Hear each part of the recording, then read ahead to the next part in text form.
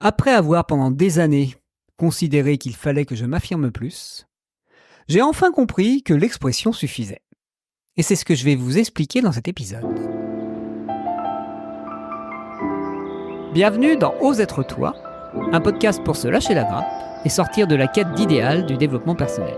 Si vous aussi, vous voulez juste être vous et arrêter de vous battre avec vous-même, bienvenue.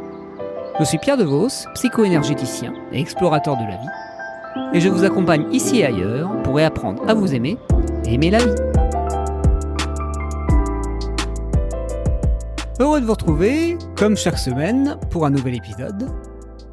Et cette semaine, j'ai envie d'aborder un sujet qui est sorti un peu pendant le dernier épisode sur pourquoi il est important d'oser être soi. C'était la différence entre l'affirmation et l'expression de soi. Et je me rends compte, après plus de 10, 15 ans, je dirais même 20 ans d'exploration de moi-même, à quel point pendant déjà des années, je voulais être quelqu'un d'affirmé. Et maintenant, j'ai juste envie d'être quelqu'un qui s'exprime. Et la différence est pour moi assez notable. Je vais vous expliquer un peu mon cheminement. Disons que pendant de nombreuses années, je me suis un peu bâillonné, interdit d'être moi-même, interdit de me comporter comme j'avais envie de me comporter ou de faire ce qui était bon pour moi. Parce que je considérais que j'étais inadapté, qu'il fallait que je sois autrement que j'étais et autrement que je suis. Et donc, j'ai, je dirais, mis sous cap et mis sous couvert une bonne partie de ma personnalité et de mes goûts et de mes envies. Et avec celles qui étaient acceptables et qui n'étaient pas trop farfelues, qui avaient le droit de sortir. Et puis, au bout d'un moment, il y a eu « Putain, vous faites chier, j'en ai ras-le-bol, arrêtez de m'emmerder ». Et j'ai eu envie de montrer qui j'étais et d'oser être moi, mais avec un côté peut-être un peu envahissant, un peu à vouloir à tout prix prouver que j'avais raison, à vouloir à tout prix montrer que j'avais le droit d'être là et vouloir à tout prix, je dirais, revendiquer mon territoire et mon identité et ma différence. Et à cette époque-là, moi, j'identifie ça comme ma période où j'essayais de m'affirmer, où j'essayais je dirais, de montrer que j'étais là, de crier plus fort, de prendre plus de place. Et derrière ce côté affirmation de soi, dans ce que j'entends pour ma part, il y a un côté devoir se battre contre l'extérieur, devoir montrer qu'on est là, devoir d'une certaine manière se convaincre qu'on a quelqu'un qui a le droit de se comporter comme il se comporte. Et donc, d'une certaine manière, chercher ou la validation ou la confrontation. Mais il n'y a pas un côté neutre pour moi dans ce terme d'affirmation de soi. Il n'y a pas un côté je suis là et puis c'est tout. Je suis comme ça et puis c'est tout. Il y a un côté, tout du moins pour moi, ce que j'en ai vécu et ce que je mets comme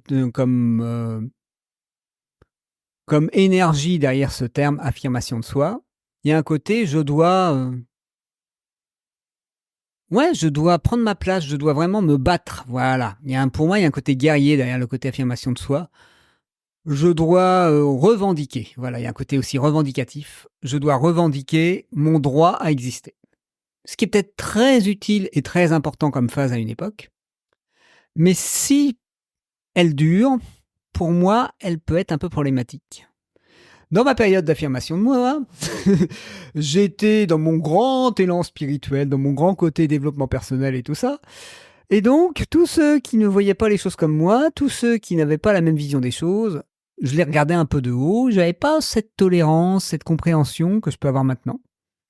J'avais pas, vu que je me considérais avoir été mis de côté, avoir été empêché d'être moi, il y avait un côté revanchard qui pour moi s'exprimait derrière.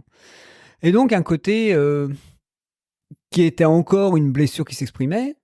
J'étais sorti de ma blessure d'infériorité, j'étais passé dans ma blessure de supériorité, c'est la même chose. Voilà, le complexe d'infériorité et de supériorité, c'est exactement la même pièce mais tournée à l'envers. Et donc, plutôt que de dire je suis nul et je ne m'écoute pas et je me soumets aux autres, j'étais dans la posture je vais montrer à tout le monde que j'avais raison et qu'ils avaient tort. Ce qui est pas beaucoup mieux.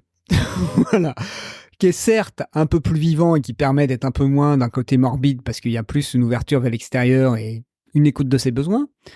Mais on se définit encore en fonction de l'extérieur et il y a peut-être aussi des manières de s'affirmer qui sont pas encore totalement nous. Il y a encore des manières de s'affirmer qui sont là pour encore prouver qu'on est quelqu'un de bien, pour encore prouver qu'on est acceptable, pour encore prouver qu'on coche bien les cases.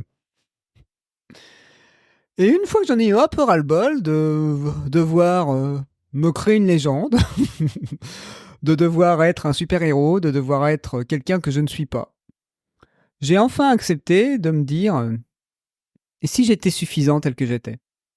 Et si j'étais suffisant avec mes travers, mes défauts, mes points forts et mes points faibles, mes façons de fonctionner, mes façons aussi de faire pas comme tout le monde, mes façons aussi de faire comme tout le monde, mes façons qui peuvent être considérées comme irresponsables, non productives, etc., etc., qui peuvent être vues négativement par les autres, et de m'accepter là-dedans, et de pouvoir, sans désir de revendication ou sans désir de convaincre l'autre ou sans désir d'être validé, juste dire, moi c'est ma manière d'être, ma manière de faire, c'est mon point de vue, c'est ma manière de penser, et c'est tout.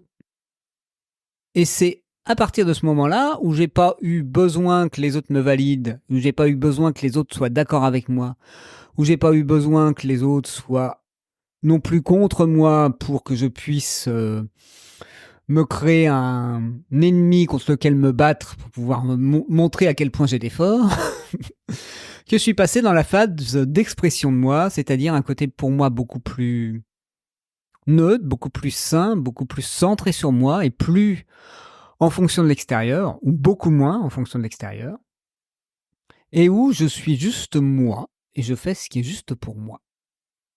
Et je ne le cache pas, mais je ne le montre pas non plus ostensiblement pour régler mes comptes. Voilà.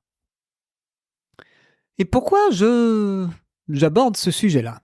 Parce que derrière ce côté classique du développement personnel, on peut avoir un gonflement de l'ego.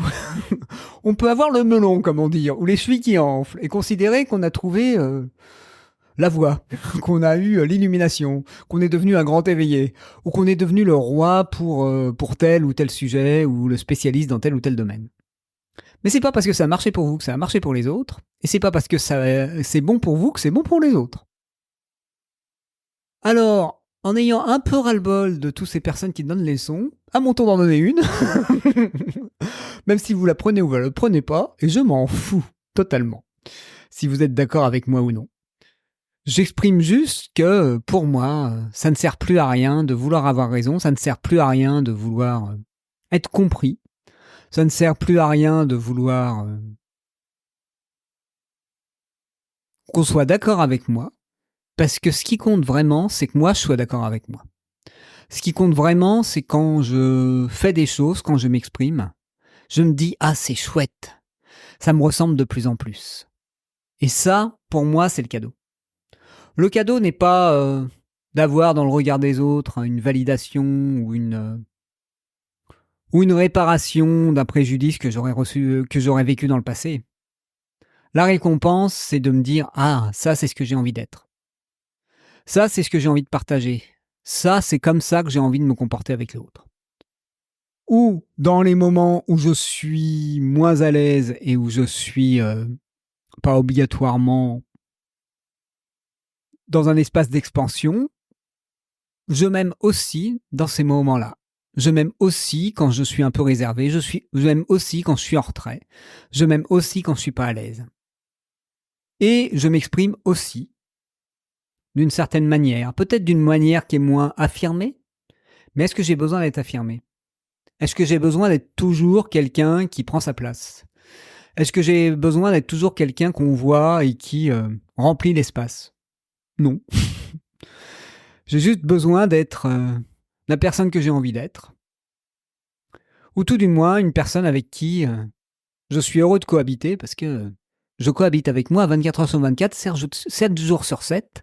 Donc il serait bien que j'apprécie de passer ce temps avec moi-même et que j'apprécie la personne que je suis. Et c'est tout ce que je vous souhaite. Eh bien, je vais pour une fois faire un épisode court. Je vous souhaite, vous aussi, de trouver un chemin qui vous correspond pour pouvoir vous exprimer, vous affirmer si vous en avez besoin.